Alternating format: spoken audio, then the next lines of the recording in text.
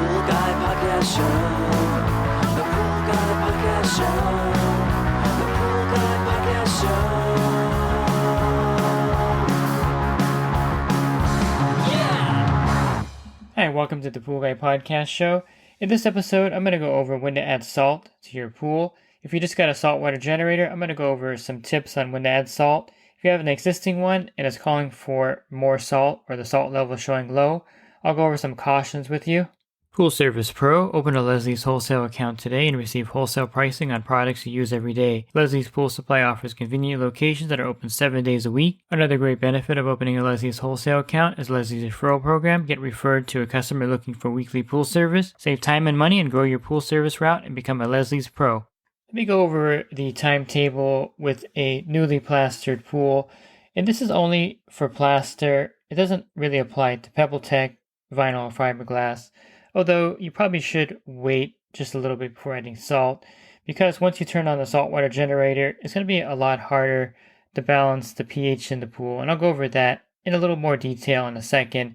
But I just want to share a caution with a newly plastered pool. And something you shouldn't do is add the salt within the first 30 days. I actually like waiting longer. I like waiting 60 days. But most builders will say that you shouldn't add salt to a plaster pool that's been freshly plastered or replastered for at least 30 days. And the reason is that the surface is just like wet cement. When you're adding the salt to the pool, it does sometimes cause problems with the surface. Because if you think about it, you're pouring in, a 40-pound bag of salt. It's going to land on the surface of the pool, and this is going to cause some problems with the pool surface. It could cause staining, and it could cause some discoloration, or other kind of problems with the plaster pool. So the rule of thumb with a plaster pool, just for adding anything, an automatic cleaner, using the pool, is 14 days for those things, or 30 days in most cases. I really don't like putting an automatic cleaner in the pool that's been replastered for at least 30 days anyway. But for the salt, definitely want to wait at least 30 days before you add the salt if you have a saltwater generator. There's really no reason anyway to get it operating that quickly. You can maintain that pool with liquid chlorine up until that point, and you definitely want to make sure that you don't add the salt to the pool right away. Another thing that could happen also is sometimes the builder's employee will add the salt to the pool. They'll have the bags of salt back there, or they'll deliver them and they'll add the salt. But they may not tell you they've added the salt. You may not see them do that. And I've seen this happen before where the builder will add the salt. Maybe they don't follow the rule. And the customer goes to add more salt. And then invariably the salt level is like 8,000 parts per million. So be very cautious that whoever adds the salt, it's a clearly defined boundary of, okay, I'm going to add the salt. If I'm doing the startup, I'm adding the salt. I contact the builder to make sure no one has put salt in. And of course, the most logical way to test for this is with a digital salinity tester. If you do pool service, I definitely recommend you getting a digital salinity tester so that you can actually test the water before you go to add salt. Because sometimes the customer adds salt, sometimes the builder will add salt. And then if you go to add salt to the pool without checking this, you could bring the salt level extremely high. One thing that's happened to me before is that I'll leave extra bags of salt for myself there at the pool to add to the pool when I need to bring the salt level up. Because I don't really like bringing back the salt, on all occasions. So I'll leave bags there, usually about 2 bags of salt by the equipment at the customer's house. And I've had this happen to me where the customer actually pours the salt in that I left there for later use, because sometimes in the middle of summer you need to add some more salt to the pool, and they'll pour it in thinking that I left it there because I didn't add it for some reason, so they decided to do it themselves. Causes a problem. So I make sure that when I do leave extra salt at the pool, at the service account, which I tend to do because I like to put the salt there all at the beginning of the season at all my accounts, I'll make sure that the customer know that I'll be adding the bag of salt sometime later in the season, that bag of salt is something that I will add and I'll test for it, just to make it clear. And this is what I mean by having the clear defined boundaries of who adds salt to the pool. Sometimes customers will get a little bit gung-ho. They'll buy salt and add it without telling you. And I've had this happen also, where they thought I needed it. I don't know, they read something online and they figured they would add it, or they looked at the equipment and it showed like low salt, and they took matters into their own hand and added salt. So this may happen also. But I've seen a lot of times where someone adds salt to the pool before you get there, and if you don't test for it, you can make the error of adding too much salt to that pool. So make sure you get a digital salinity tester. There's all kinds of good ones out there. You have the one by Lamont, the Tracer. You have the Hawk salinity tester. And if you go to Amazon, there's a bunch of other salinity testers. I like the Okatin one. That's a good salinity tester also. So that 30-day waiting period is not really called for in a PebbleTech or a vinyl or fiberglass pool.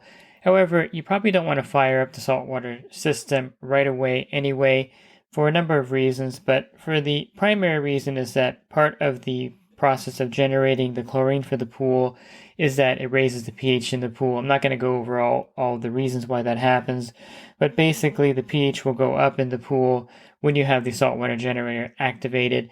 So this creates a problem when you go to balance the pool. And in the beginning, balancing the pool water is extremely critical for a plaster surface type. It's not super critical for a PebbleTech, although it is important. Otherwise, you may have some scale buildup on the PebbleTech. And it is fairly critical for vinyl fiberglass pool because you want to keep the chemicals balanced so that you don't have anything weird happen to the surface at the beginning.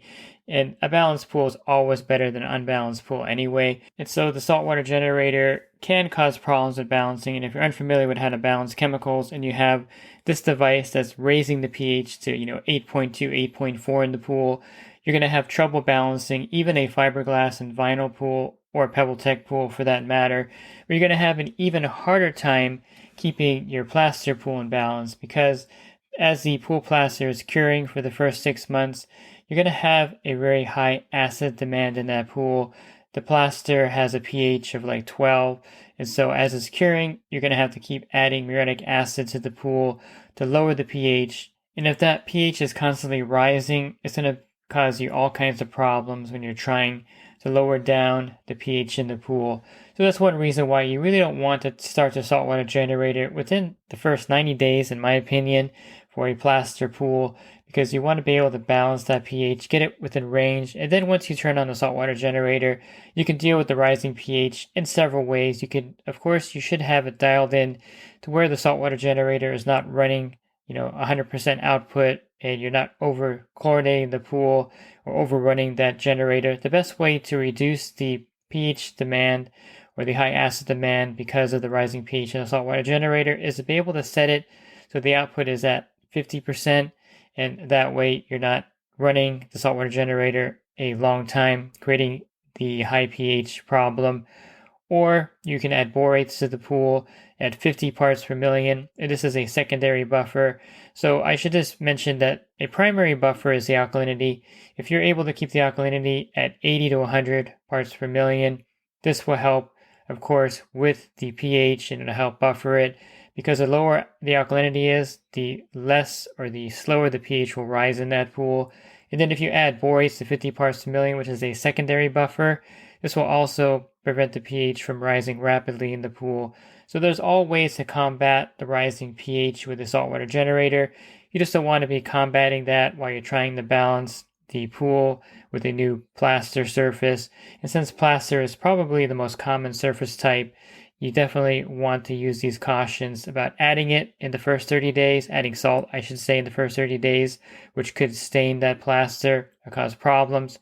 And also keep the saltwater generator off at least for the first 2 or 3 months until you can balance the water, get a handle on it. And the same goes for a vinyl or fiberglass or PebbleTech pool. You want to be good at balancing the pH in that pool before you add the element of the pH rising rapidly in that pool. And that's why I don't like turning on the generator right away, regardless of the actual surface type of the pool. Another problem that you're going to run into is that sometimes the saltwater system, if it's existing, will call for more salt. You'll see a low salt reading. This happens a lot with the Hayward Aquarite cells. It also happens with the Pentair cell on an automated system. Sometimes you'll see that the salinity level is showing low. On the automated system, you'll get a low reading. Let's say you're getting 2,300 parts per million of salt, and you see the cell. It shows that the cell is fine. There's nothing saying low salt. Although sometimes you get a low salt indicator on the salt cell itself, and this indicator may mean that you do need to add salt to the pool, or it may mean that the salt cell is dirty and the salinity reading is going to be off in that case. And again, this happens a lot with the Pentair and Hayward cells. One thing with the Hayward Aquarite cells, once they start getting to the end of their lifespan, and this is also sometimes the case with other saltwater systems, you're going to get a false low salinity reading. And again, that's why I say get a good digital salinity tester that you can test the water just to verify that the system is operating correctly. Otherwise, you can be adding salt when you really don't need to, and it could be the problem of the salt cell being dirty. So if you do see a low salt indicator and you test the pool and your digital meter is showing, 3,100 parts per million, but the system is saying 2,300 or 2,400 parts per million, I would suggest taking the salt cell off and then giving it a rinse with some acid. And each salt system is a little bit different. They'll call for a different amount of muriatic acid to water. The ratio is a little bit different in each system. But clean the salt cell, put it back on. Sometimes it takes 3 hours to reset. Sometimes you'll have to come back the following week to make sure that it reset, because you can't really wait that long if you're doing pool service. So what I do when there's a low salt reading and I test the water and it's fine, I go ahead and clean the cell, put everything back together, and then I'll leave the account, come back the next week and see if it still shows a low salt indicator. And that could be that the cell is actually getting old and you have to replace it. Sometimes there's no way to tell how old the salt system is or how old the cell is. And so you're going to have to just guess. If someone bought the house and it had a salt system there, there's probably no way for them to know. But a good indicator that the salt cell is at the end of its lifespan is that the system is giving you a false low salinity reading if it does have a salinity monitor. Some salt systems don't have a salinity monitor, so be aware, like the Jandy TrueClear, the only way to tell what the salt level is with a digital tester that you use. And there's no secondary reading from the system itself, which I kind of like, because then you eliminate the error of getting a low salt reading from a system if the cell is starting to fail or if there's something wrong with the system itself. The problem is that a lot of people don't realize this, and so they'll see that the salt system is flashing low salt. They'll check the salinity and it says 1,800 parts per million, and then they'll add 3 bags of salt, and then maybe a week later it's going to be fine, or it'll say 2,800 parts per million, but then it drops back down to 2,100, and then they add more salt. And I've taken over some salt pools where the salinity level is at 6,000. I just had a member recently in Florida send me a message saying that the salt level at that pool was 9,000 parts per million, because they kept adding salt to the pool thinking that would fix the problem. The problem is, once you have a salt level above 5,000 parts per million, it's going to cause some corrosion of heater parts, check valves. It may even cause some corrosion of anything that's touching the pool, like a pool light fixture or any kind of railing that goes in the pool. Even a stainless steel railing can be affected by really high salt content. And in the case where you have salt at 6,000 parts per million, you would have to drain half the water in the pool logically to bring it down to 3,000 parts per million.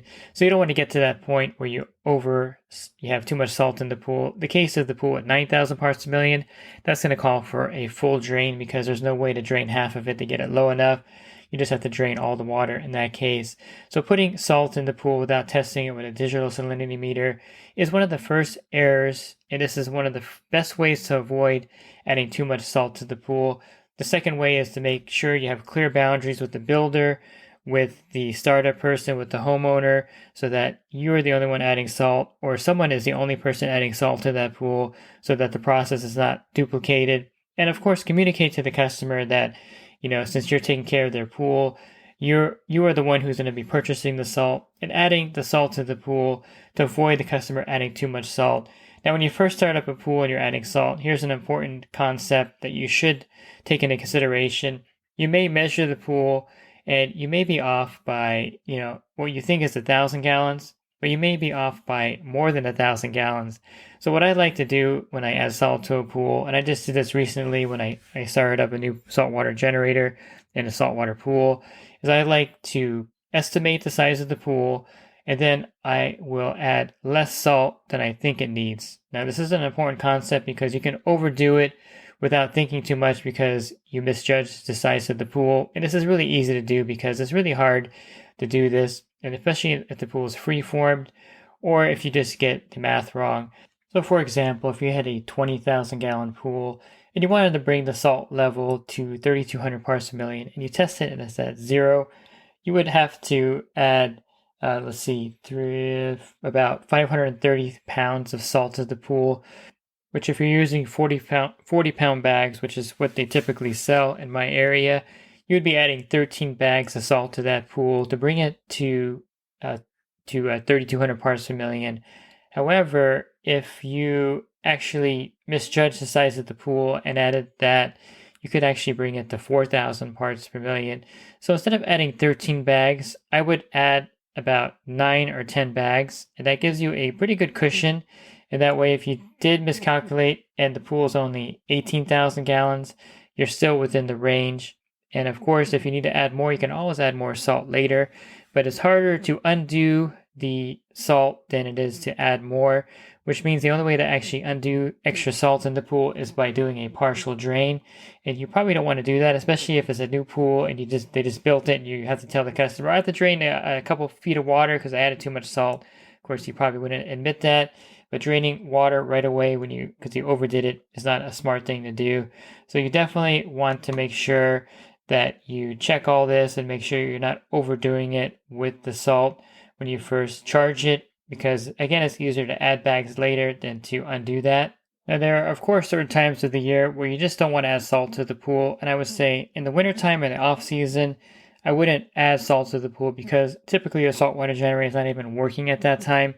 You're going to get an indicator on the salt cell that it's too cold, and the saltwater generators typically will only work in water temperature of about 70 degrees or warmer. I think most of them will come on and activate at like 68 degrees or so.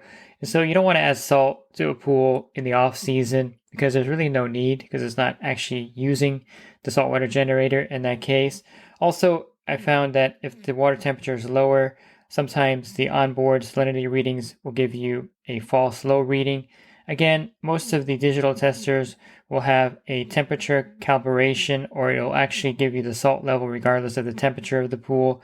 So refer to a good digital salinity tester before you add salt, especially if the water is cold. I'm typically adding salt to the pools in my area in May, all the way through, of course, summer if I need to recharge the pool with salt. So I don't add salt to a pool usually until at least late April, depending on if we get, a heat wave early. But the water temperature in most of the pools in my area doesn't get above 65 degrees until mid-April. So I'm not adding salt to any of those pools until the water temperature is at a good range to where I know that the saltwater generator is going to activate and I indeed need salt in that pool at that time. So once you have the saltwater pool fully charged with salt, how often do you have to add more salt to the pool? And this is a question I get a lot. And the answer is pretty simple because the salt doesn't actually evaporate out. So the only thing that evaporates out of the pool is the pure water. And you can kind of see this if you boil tea in a pan. You're going to see some residue. And that's because only the water evaporates. And so the calcium and anything else is left in there. And the same thing is true with the salt that you add into the pool. It's one of those things that does not evaporate out, like cyanuric acid, calcium.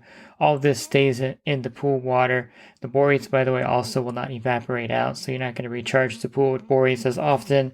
But the water you have some splash out. You can backwash your pool, and this causes sometimes the salt to be diluted. Also, if you get heavy rain, this also dilutes the salt, especially if you're in an area where you get rain in the summertime. So those are the things that will actually cause the salt level to drop in the pool naturally. And in that case, you'll have to add more salt. And so that's why sometimes the indicator on the system for the salinity will actually go down when actually the pool does need more salt. And that's why, again, use your digital meter, test it, and let's say that you added salt in May, and now it's July, and then you test it. In May, it was at 3,100 parts per million, and now in July, you're testing it at 2,700. So you may need to add some more salt to that pool, of course, because, it's been 2 months and there's been some usage, and you backwash the filter a couple times. So this causes the salt to leave the water in that case. And so definitely make sure you look at a chart, and usually the chart on the back of the bag of the 40-pound bag of salt is accurate. And so it'll say if your salt level is at 2,700, add this amount of salt for your pool size. And I would generally say, depending on the pool, you want to make sure you don't overdo it again, because if you add like 2 bags of salt when you only need to add 1, you could bring the salt level up too high. So adding recharging the pool with salt is also something that takes a little bit of skill. And there's lots of charts everywhere that can help you out. If you go to even like Hayward's site, they'll have a chart of your pool size. And so I'll give you that example again. Let's say you have a 20,000 gallon pool and you test the pool and it's coming in, and the chart will show you this. Let's say it's coming in at 2,600 parts per million. It says that you need to add 100 pounds of salt to the pool, which is about 2 bags. And so simply add 2 bags of salt. If your pool is exactly, of course, 20,000 gallons, then I'll bring it up.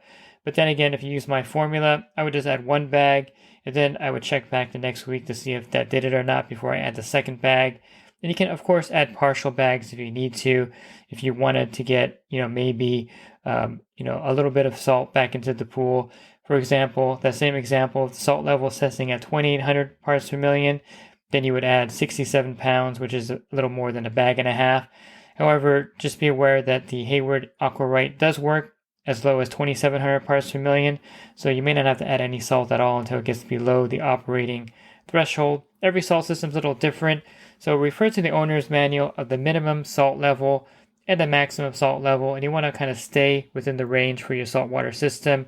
Most saltwater systems require 3,000 parts per million of salt to operate, but the Hayward Aquarite, again, only requires 2,700 parts per million, and every salt system is a little different, so you don't want to overdo it. I always say the least amount of salt you can use in the pool, the better, to avoid any kind of corrosion issues. And of course, you want to err on the side of caution when you're adding salt, so you don't overdo it and add too much salt to the pool. If you're looking for other podcasts that I recorded, you can find those on my website, swimmingpoollearning.com. Just click on the podcast icon. That'll take you to a drop-down menu of other podcasts I've recorded. And if you're interested in the coaching program, you can learn more at poolguidecoaching.com. Thanks for listening to this podcast. Have a great rest of your week, and God bless. Pool Service Pro. Open a Leslie's wholesale account today and receive wholesale pricing on products you use every day. Leslie's Pool Supply offers convenient locations that are open 7 days a week. Another great benefit of opening a Leslie's wholesale account is Leslie's referral program. Get referred to a customer looking for weekly pool service. Save time and money and grow your pool service route and become a Leslie's Pro.